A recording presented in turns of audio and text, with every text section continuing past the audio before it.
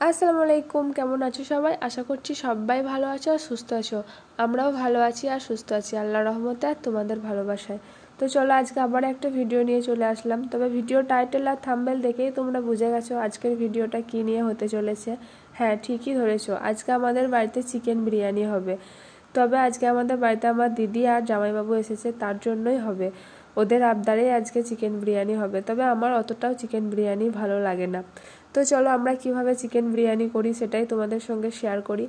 তো তার জন্য এই উপকরণগুলো আনা হয়েছে, যেমন কেওড়া জল, গোলাপ জল, মিঠা আতর, আরও যা যা কিছু লাগে সব কিছুই আনা হয়েছে বিরিয়ানি করার জন্য। তো আমরা কিভাবে বিরিয়ানি বানাই তোমরা সেটা দেখতে থাকো, ভিডিওটা স্কিপ না করে। প্রথমে আলুটা 10% সেদ্ধ করে নেওয়া হচ্ছে, যাতে আলুর ভেতরে শক্ত না থাকে আলুটা, তার জন্য।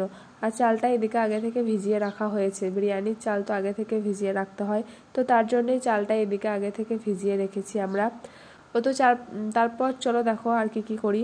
এদিকে আলুটা ভেজে নিচ্ছে মা হালকা করে, হালকা আছে। ভিডিওটা অনেক দিন আগেই শ্যুট করেছি, তবে ভিডিওটা ভয়েস ওভার দেওয়া হয়নি, তাই ভাবলাম আজকে ভিডিওটা ভয়েস ওভার দিয়ে তোমাদের সঙ্গে শেয়ার করি।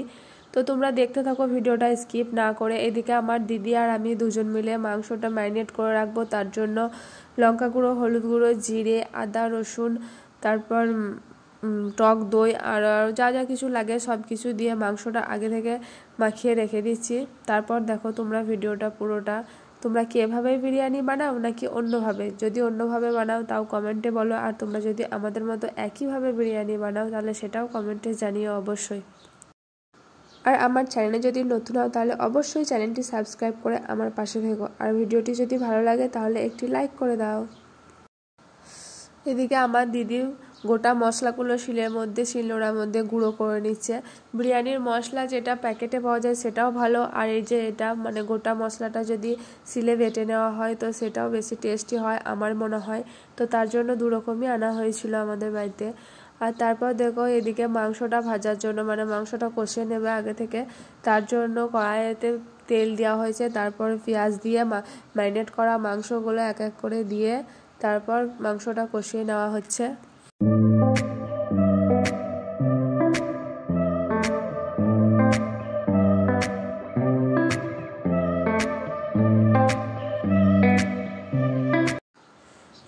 আর এদিকে পানির মধ্যে সব মশলাগুলো দিয়ে দারচিনি, এলাচ, লবঙ্গ, তেজপাতা যা যা লাগে সব কিছু দিয়ে ভাতটা রান্না করে নেওয়া হয়েছে।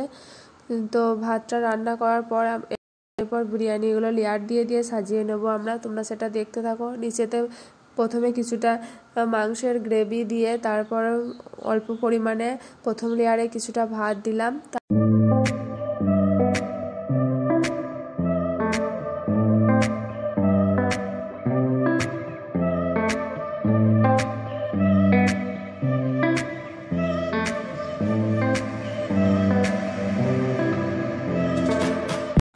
তো আমাদের বিরিয়ানিটা দেখতে ঠিক এরকম হয়েছে। তো চলো এরপর আমরা বিরিয়ানিটা পরিবেশন করব এবং আমরা খেয়ে নেবো, তারপর তোমাদের সঙ্গে কথা হচ্ছে।